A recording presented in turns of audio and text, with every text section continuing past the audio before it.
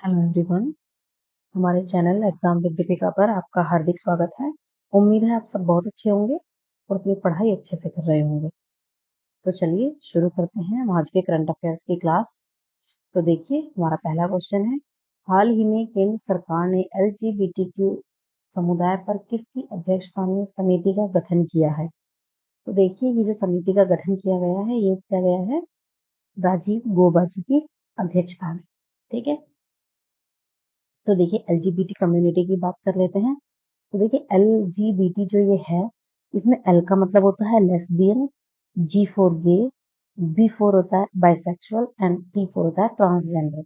अच्छा देखिए आप सोच रहे होंगे कि ये LGBT होता क्या है। तो देखिए LGBT का मतलब होता है जब दो समान लिंग के जो व्यक्ति हैं वो आपस में जिनके मतलब यौन संबंध होते हैं तो वो क्या होते हैं LGBT में आते हैं, जिसमें जैसे फीमेल फीमेल हो सकते हैं, मेल मेल एक साथ हो सकते हैं। ठीक है, तो देखिए इसकी जो एक्सप्लेनेशन है एक बार वो जान लेते हैं कि ये क्या था, डिटेल में हम जान लेते हैं। देखिए जो सुप्रियो जो चक्रवर्ती बनाम भारत सरकार मामले केस, देखिए ये वो केस है जिसके बेस पर ये जो निर्णय है वो दिया गया है। अब आप इसको अच्छे से एक बार पढ़िएगा। देखिए जो विशेष विवाह अधिनियम है 1954, उसको इस आधार पर जो है सुप्रीम कोर्ट में चैलेंज किया गया था कि यह जो कानून है जो है समलैंगिक विवाह की अनुमति नहीं देता।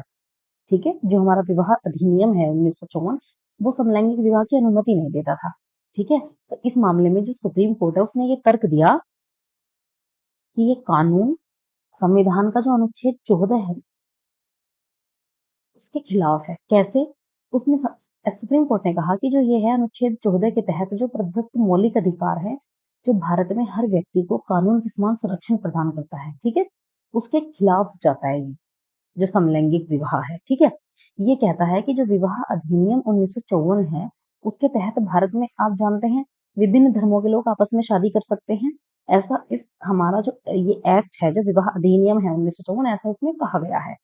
तो इस प्रकार के जो विवाह हैं जो भारत सरकार के द्वारा भारत या विदेश में जो निर्दिष्ट प्राधिकार है उनके समक्ष पंजीकृत किया गया है को सरकार द्वारा कानूनी रूप से मान्यता दी जाती है। बात करते हैं सुप्रियो चक्रवर्ती बनाम यूनियन ऑफ इंडिया केस 2023 की। अब हम इस केस को देख लेते हैं। तो देखिए 2023 में क्या हुआ था, इस केस में जो दो पुरुष हैं इन्होंने विशेष विवाह अधिनियम 1954 के तहत ये शादी करना चाहते, लेकिन जो नामित प्राधिकारी था उनके विवाह प्रस्ताव को रिजेक्ट कर देता है। ठीक है, तो ये क्या है आगे कि जो सुप्रियो चक्रवर्ती बनाम यूनियन ऑफ इंडिया केस था 2023, इसमें क्या हुआ, ये इन्होंने जब चैलेंज किया तो सुप्रीम कोर्ट ने माना कि जो LGBT है उस समुदाय को विशेष विवाह अधिनियम 1954 के तहत शादी करने का कोई मौलिक अधिकार नहीं है। मामले की सुनवाई के दौरान भारत सरकार ने क्या कहा, सुप्रीम कोर्ट को अपनी मंशा बताई कि समिति का गठन करेगा जो समलैंगिक जोड़ों के संबंधों को कानूनी रूप से विवाह के रूप में मान्यता दिए बिना उनकी मानवीय चिंताओं को संबोधित करे। तो यह सदस्य समिति की अध्यक्षता जो है कौन करेंगे, राजीव गौबा करेंगे। ठीक है, ये केंद्रीय कैबिनेट सचिव हैं। तो भारत सरकार ने क्या किया है, LGBTQ जो समुदाय है उनके कल्याण पर केंद्रीय गृह सचिव जो राजीव गौबा है उनकी अध्यक्षता में ये समिति गठित की है। ठीक है, जो इस पर अब कंप्लीट जो भी आगे एक्शन होगा या जो भी डिटेल होगी वो इस समिति के तहत की जाएगी। चलिए अब हम कुछ इंपॉर्टेंट फैक्ट्स जान लेते हैं। समिति की बात हुई है तो अब हम समिति के अध्यक्ष और समिति के जो इंपॉर्टेंट फैक्ट्स हैं वो हम जान लेते हैं। तो देखिए कुछ इंपॉर्टेंट समिति हैं जो हमें याद रखनी है। ये है वन नेशन वन इलेक्शन समिति। इसके अध्यक्ष कौन बने हैं, तो इसके अध्यक्ष हैं श्री रामनाथ कोविंद जी। बात कर लेते हैं one nation one tax one system के लिए कौन सी समिति बनी, तो ये है विजय केलकर समिति। बात कर लेते हैं NEP 2020 न्यू एजुकेशन पॉलिसी किस समिति की सिफारिश से बना था, तो देखिए ये बना था कस्तूरी रंगन समिति की सिफारिश से। RBI की स्थापना किसके तहत हुई, आपको पता है यंग हिल्टन आयोग। हम ये क्वेश्चन कई बार कर चुके हैं और आपको इन्हें रिवाइज करना है क्योंकि ये सभी इंपॉर्टेंट फैक्ट्स हैं और ये एग्जाम में पूछे जाते हैं। ठीक है, तो ये समितियां आप सभी याद रखनी है। चलिए नेक्स्ट देखते हैं, बैंकिंग रिफॉर्म के लिए कौन सी समिति थी, नरसिम्हन समिति थी।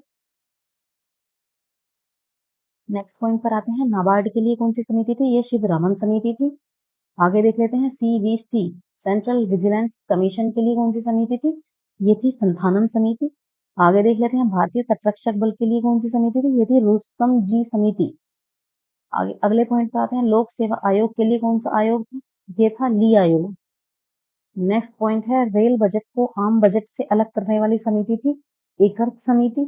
और फिर से जो रेल बजट है, देखिए पहले क्या था, ये जो रेल बजट है ये आम बजट के साथ ही प्रस्तुत किया जाता था, लेकिन जो एकवर्त समिति है इसके कहने पर इसे अलग कर दिया गया था, ठीक है, इस समिति का जो था। अब बात आती है कि जो विवेक देवराय समिति है, इस समिति ने इसको विलय करा दिया। अब क्या है, वर्तमान में जो आम बजट है और रेल बजट है वो एक साथ प्रस्तुत किए जाते हैं, ठीक है। बात आती है वेस्टर्न घाट के लिए संरक्षण के लिए जो समिति है वो है माधव गौडगिल समिति। देखिए हमने, वैसे तो ये डेली करंट अफेयर्स है, इसमें हम मोस्टली 10 से 12 हम क्वेश्चन डेली पर डे जो है हमारे करंट अफेयर्स के वो कवर करते हैं, परंतु उसके अलावा यदि हम बात करें तो हम इस वीडियो में इतने सारे इंपॉर्टेंट फैक्ट्स कवर कर देते हैं कि हम 40 प्लस क्वेश्चन इस वीडियो में हमेशा कवर करते हैं। तो आपको क्या करना है, वीडियो को बहुत अच्छे से देखना है और इसके जितने भी इंपॉर्टेंट फैक्ट्स हम आपको बता रहे हैं उन सबको 2 से 3 बार रिवाइज करना है, ठीक है, ये आपके लिए बहुत इंपॉर्टेंट है। चलिए नेक्स्ट क्वेश्चन पर आते हैं। क्वेश्चन है, हाल ही में राष्ट्रीय सुरक्षा गार्ड के नए प्रमुख कौन बने हैं? तो बताइए, जो राष्ट्रीय सुरक्षा गार्ड के नए प्रमुख हैं वो बने हैं नलिन प्रभात, IPS, ठीक है, जान लेते हैं। देखिए जो IPS हैं नलिन प्रभात, इनको देश के जो आतंकवाद विरोधी और अपहरण रोधी बल NSG है उसके महानिदेशक के रूप में नियुक्त किया गया है, ठीक है। SSB के जो प्रमुख हैं दलजीत सिंह चौधरी, उन्होंने वे इसका एडिशनल चार्ज देख रहे थे NSG का, उन्होंने अब ये चार्ज नलिन जो प्रभात है इन्हें दे दिया है, ठीक है। हम NSG के बारे में बात कर रहे हैं। NSG की स्थापना 1984 में हुई थी। बात कर लेते हैं, NSG है उसको एक आतंकवाद रोधी इकाई के रूप में स्थापित किया गया था। जो NSG है वो संसद के एक अधिनियम राष्ट्रीय सुरक्षा गार्ड अधिनियम 1986 द्वारा अस्तित्व में आए थे, ठीक है। तो NSG की स्थापना का विचार कब आया था? ये आया था 1984 में। क्यों आया था? आप जानते होंगे, ऑपरेशन ब्लू स्टार, अक्षरधाम मंदिर पर हमले और जो पूर्व प्रधानमंत्री थी हमारी इंदिरा गांधी, उनकी हत्या के बाद इनका NSG का विचार आया था, ठीक है। तो NSG को स्थापित करने का जो मुख्य उद्देश्य है वो राज्यों के आंतरिक विद्रोह से बचना, आतंकी गतिविधियों का मुकाबला करना, और इसका आदर्श वाक्य है सर्वत्र सर्वोत्तम सुरक्षा। इंग्लिश में इसका मोटो देख लीजिए एक बार, एवरीवेयर बेस्ट सेफ्टी, ठीक है, इंग्लिश वाले इससे कवर कर सकते हैं, ओके। चलिए नेक्स्ट क्वेश्चन पर आते हैं। क्वेश्चन है, हाल ही में लॉन्च पुस्तक जस्ट एक मर्सिनरी किसने लिखी है? तो देखिए जो जस्ट ए मर्सिनरी बुक है ये लिखी है D सुब्बाराव ने।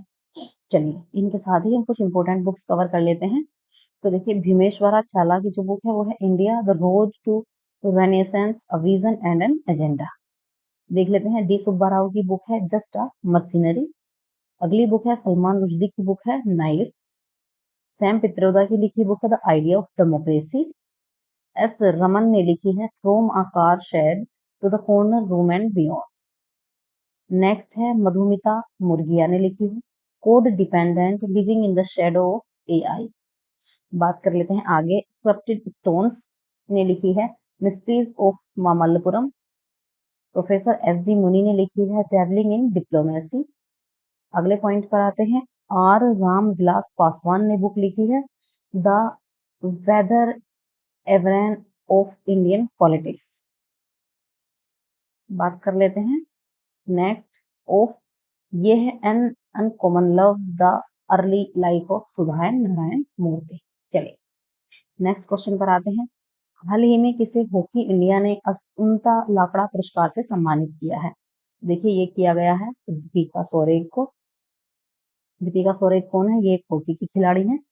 तो हॉकी इंडिया ने क्या किया है, भारतीय महिला टीम की ये फॉरवर्ड है, ठीक है। तो दीपिका सोरेन को वर्ष के उभरते खिलाड़ी के रूप में इन्हें प्रतिष्ठित पुरस्कार दिया गया है। ये क्या है, असुंता लाकड़ा पुरस्कार, ठीक है। ये किस लिए दिया गया है? 2023 में इनके शानदार प्रदर्शन के लिए इन्हें ये अवार्ड दिया गया है। FIH यानी फेडरेशन इंटरनेशनल हॉकी, ठीक है। ये कब स्थापित हुआ? 1924 में। हेडक्वार्टर कहाँ है? लुसाने स्विट्जरलैंड में। और इसके हेड कौन है अभी FIH के? मोहम्मद तैयब इकराम, ठीक है। जान लेते हैं आगे, 1928 में क्या हुआ, भारत FIH का सदस्य बनने वाला पहला एशियाई देश बना था। इम्पोर्टेंट है, आपसे पूछा जा सकता है भारत FIH का सदस्य कब बना? ये 1928 में बना और भारत पहला देश था जो उसका सदस्य बना। ठीक है, चलिए देखिए बात करते हैं FIH हॉकी जो 5th वुमेन्स का जो वर्ल्ड कप है ये कहाँ होगा? ये मस्कट में होगा। ठीक है, नीदरलैंड। अच्छा, अब जान लेते हैं हॉकी से रिलेटेड कप। देखिए ये ना एग्जाम में पूछे जाते हैं, अब इसमें क्या है ना, हम कंफ्यूज हो जाते हैं, बच्चे कंफ्यूज हो जाते हैं कि ये कौन सा कप है, कहीं ये बैडमिंटन से रिलेटेड तो नहीं है। ठीक है, तो आपको क्या करना है, एक बार ये रिवाइज जरूर कर लेने हैं। तो जो हॉकी कप है और ट्रॉफीज हैं वो कौन कौन से हैं? Azlan Shah cup, Aga Khan cup, Nehru cup, Dhyan Chand cup, Rangaswamy cup, Scindia cup, Ranjit Singh cup, Beighton cup और इंदिरा कप। ये क्या है? ये हॉकी से रिलेटेड है। इनमें आप 2-3 बार रिवाइज करेंगे तो आपको ये सेट हो जाएंगे माइंड में। अदरवाइज हम इनमें कंफ्यूज हो जाते हैं कि ये बैडमिंटन के हैं या हॉकी के हैं या किसके हैं। चलिए नेक्स्ट क्वेश्चन पर आते हैं। क्वेश्चन है, हाल ही में राष्ट्रीय सिविल सेवा दिवस कब मनाया गया? देखिए कितना बढ़िया क्वेश्चन है। National civil services day. तो देखिए ये मनाया गया 21 अप्रैल को। आप जानते होंगे कि ये क्यों मनाया जाता है? दरअसल 21 अप्रैल 1947 को क्या हुआ था, जो हमारा पहला बैच था ये सिविल सर्वेंट्स का, इनके लिए जो सरदार वल्लभ भाई पटेल थे, उन्होंने मैटकॉक हाउस में स्वतंत्र भारत के जो पहले हमारे सिविल सर्वेंट का बैच था उनको भाषण दिया था। और अपने भाषण में उन्होंने क्या कहा था, उन्होंने जो हमारे सिविल सर्वेंट्स थे इन सबको क्या कहा था, भारत का स्टील फ्रेम कहा था। तो देखिए आपसे एग्जाम में ये भी पूछा जा सकता है कि किसने भारत के जो लोक सेवक हैं उनको स्टील फ्रेम कहा है, स्टील फ्रेम ऑफ इंडिया। तो किसने कहा है? सरदार वल्लभ भाई पटेल ने अपने स्पीच में कहा था 1947 में। अच्छा, तो देखिए थीम क्या रही है इस बार की? लोक राष्ट्रीय ये जो हमारा लोक सेवक दिवस है इसकी थीम रही है नागरिकों को सशक्त बनाना और शासन शासन को बढ़ाना। इंग्लिश में है empowering citizens and enhancing governance. ठीक है, चलिए अच्छा अब हम क्या करते हैं, देखिए हमने ये 21 अप्रैल की बात की है, तो अभी तक हमने अप्रैल में जितने भी इम्पोर्टेंट डे कवर किए हैं हम उन्हें कवर कर लेते हैं। ठीक है, तो चलिए हम 2 अप्रैल से कवर करते हैं। 2 अप्रैल को क्या मनाया गया था? विश्व ऑटिज्म जागरूकता दिवस मनाया गया था। ठीक है, इसकी थीम एक बार हम देख लेते हैं। थीम थी moving from surviving to thriving. बात हम 4 अप्रैल की कर लेते हैं, इसे कहा खदान जागरूकता दिवस, माइंस अवेयरनेस डे। थीम थी, देखिए थीम इसकी इंपॉर्टेंट है, थीम देख लेते हैं, प्रोटेक्टिंग लाइव्स बिल्डिंग पीस। 5 अप्रैल की बात करते हैं, अंतरराष्ट्रीय अंतरात्मा दिवस, इंटरनेशनल कॉन्साइंस डे। और 5 अप्रैल को ही हम क्या मनाते हैं, राष्ट्रीय समुद्री दिवस यानी नेशनल मैरीटाइम डे। 6 अप्रैल को हम क्या मनाते हैं, अंतरराष्ट्रीय खेल दिवस, इंटरनेशनल स्पोर्ट्स डे। 6 अप्रैल को ही मनाते हैं हम नेशनल हैंडमेड डे यानी राष्ट्रीय हस्तनिर्मित दिवस। और बात आती है 6 अप्रैल को ही हम मनाते हैं नेशनल लाइब्रेरी डे। 7 अप्रैल की बात आती है वर्ल्ड हेल्थ डे। ठीक है, इसकी थीम आपको जरूर याद रखनी है, देखिए वर्ल्ड हेल्थ डे की। ठीक है, ये थीम जरूर याद रखनी है। वर्ल्ड हेल्थ डे की थीम रही है इस बार माई हेल्थ माई राइट्स। ठीक है, 10 अप्रैल की बात करते हैं वर्ल्ड होम्योपैथी डे। इसकी थीम रही है होम्यो परिवार वन हेल्थ वन फैमिली। आगे कुछ इंपोर्टेंट डेज बचे हैं अप्रैल के, तो हमने 11 अप्रैल को कौन सा दिवस मनाया? हमने मनाया राष्ट्रीय सुरक्षित मातृत्व दिवस। ठीक है, आगे बात करते हैं 12 अप्रैल को हमने क्या मनाया? ये हमने मनाया मानव अंतरिक्ष उड़ान का अंतरराष्ट्रीय दिवस। देखिए हमने 11 अप्रैल को वर्ल्ड पार्किंसंस डे भी मनाया था। ठीक है, राष्ट्रीय सुरक्षित मातृत्व के साथ साथ 12 अप्रैल को हमने मनाया मानव अंतरिक्ष उड़ान का अंतरराष्ट्रीय दिवस, जिसे इंग्लिश में कहते हैं international day of human space flight. चलिए 14 अप्रैल को हमने मनाया वर्ल्ड क्वांटम डे और इक्वलिटी डे। 15 अप्रैल की बात कर लेते हैं, वर्ल्ड आर्ट्स डे हमने मनाया। 17 अप्रैल को हमने मनाया वर्ल्ड हीमोफीलिया डे। 18 अप्रैल को हमने मनाया वर्ल्ड हेरिटेज डे। 19 अप्रैल को हमने मनाया वर्ल्ड लीवर डे।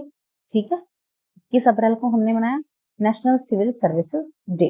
ठीक है, चलिए नेक्स्ट क्वेश्चन पर आते हैं। क्वेश्चन है, हाल ही में स्वीडन आर्टेमिस समझौते में शामिल होने वाला कौन सा देश बन गया है? तो देखिए जो स्वीडन है वो 38वां देश बन गया है और जो स्लोवेनिया है वो कौन सा देश बन गया है? वो 39 बन गया है। ठीक है, चलिए नेक्स्ट क्वेश्चन पर आते हैं। 2023 में संपत्ति के आधार पर किस भारतीय बैंक को पहली बार S&P की टॉप 50 एशिया प्रांत बैंकों में शामिल किया गया है? तो वो कौन सा बैंक है? वो ICICI बैंक है। तो देखिए इसमें जो टॉप 50 में शामिल किया गया है ICICI को, परंतु इसमें फर्स्ट रैंक किसकी है? वो है industrial and commercial bank of China की। आईसीआईसीआई के बारे में बात कर लेते हैं। आईसीआईसीआई की फुल फॉर्म है इंटरनेशनल, माफ कीजिए, industrial credit and investment corporation of India. स्थापना कब हुई थी? 1994 में। हेडक्वार्टर कहाँ है? मुंबई में। अभी इसके सीईओ कौन है? संदीप बख्शी हैं। ठीक है। और इसका जो मोटो है वो क्या है? हम हैं ना। देखिए इसका जो मोटो है ये इसका मोटो है। मोटो क्या है? हम हैं ना और ख्याल आपका। ठीक है, ये इसका मोटो है आईसीआईसीआई। नेक्स्ट क्वेश्चन देखते हैं। हाल ही में सिंदेसर खुर्द खदान अब दुनिया की सबसे बड़ी चांदी उत्पादक खदान बन गई है। ये किस राज्य में स्थित है? तो ये कहाँ है? यह राजस्थान में स्थित है। ठीक है, चलिए नेक्स्ट क्वेश्चन देखते हैं। हाल ही में धनलक्ष्मी बैंक के एमडी और सीईओ के रूप में किसे नियुक्त किया गया है? तो ये नियुक्त किया गया है अजीत कुमार केके को। ठीक है, बात करते हैं धनलक्ष्मी बैंक की। तो देखिए ये स्थापना हुई थी 1927 में। हेडक्वार्टर कहाँ है? त्रिशूर, केरला में। नेक्स्ट क्वेश्चन देखते हैं। हाल ही में जो केंटो मोमोटो हैं उन्होंने अपने खेल से सेवानिवृत्त होने की घोषणा की है। उनका संबंध किस देश से है? तो ये कहाँ से हैं? जापान से हैं और ये बैडमिंटन के प्लेयर हैं। ठीक है, अच्छा अच्छा, तो आज की क्लास के लिए इतना ही। ठीक है, आप अपनी पढ़ाई बहुत अच्छे से करते रहिएगा, अपना रिवीजन बहुत अच्छे से करते रहिएगा। आपके कई सारे इंपॉर्टेंट एग्जाम्स आ रहे हैं। ठीक है, तो चलिए हम मिलते हैं आपको नेक्स्ट क्लास में। अपनी पूरी तैयारी करते रहिएगा। चलिए, थैंक्स फॉर वॉचिंग।